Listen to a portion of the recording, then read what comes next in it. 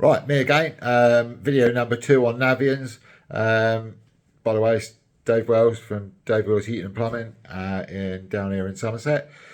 So we've done the first little one. If you haven't seen it, we'll put a little link in the description below, as they say. And that was just on being able to turn the oil pump motor on to run the oil pump so that you can de-aerate your oil before you go to start the boiler up. So that was number 1. Number 2, so we'll assume that you've now fired your boiler up and rads are getting nice and warm and hot water's coming through, etc. And you've got your analyzer and your pump pressure gauge at the ready. You've got those all connected up. We're going to assume, for the sake of this video, that you really do know what you're doing and you've got that ready. And now we just want to be able to go onto the screen and be able to set the boiler to low fire and to high fire, because it's kind of a little bit edging towards gas technology, where we can have low fire, high fire and normal.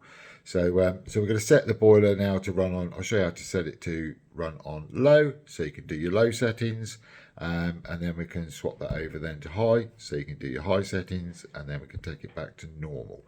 So let's spin the camera around, have a little look at this dummy little screen that I've got sitting on my desk. All these videos can be really short, so you can quickly look at it while you're on site, because you've forgotten, just like me. I can't remember everything, so sometimes I have to refer to stuff. So got your screen, and if you saw in the last one, but to get to some of our functions, we want to press the M button and the return button, so menu and the return, and we want to hold those together for it's about 3 or 4 or 5 seconds, and the screen will change. Right, okay, and then from there it might land up there, usually lands at service status, but so twiddle down to special operations and press enter, and then there we go. So we can twiddle that, depending on where it was landing, down to, oh god, it's trying to focus on my finger, down to heat low, press that, and we're now going to be running on low, and then go back.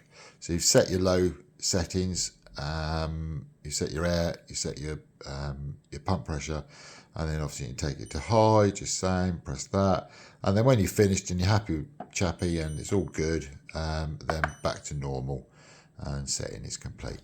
So that really is it on being able to take it from low to high. There are dip switches on the back of the board that you can do exactly the same with. Off the top of my head, I think it's 5 and 4 or something like that. But I really can't see a point in changing the dip switches. You're probably going to end up forgetting that you changed them or whatever. Just do it on the screen. It's really, really easy. And why you're going to want to undo screws and stuff on a board, and it's an outside boiler and it's just started drizzling and la la la, so just do it all on the screen, and away you go. So that's setting your high and low just for your settings, and then you always take it back to normal afterwards.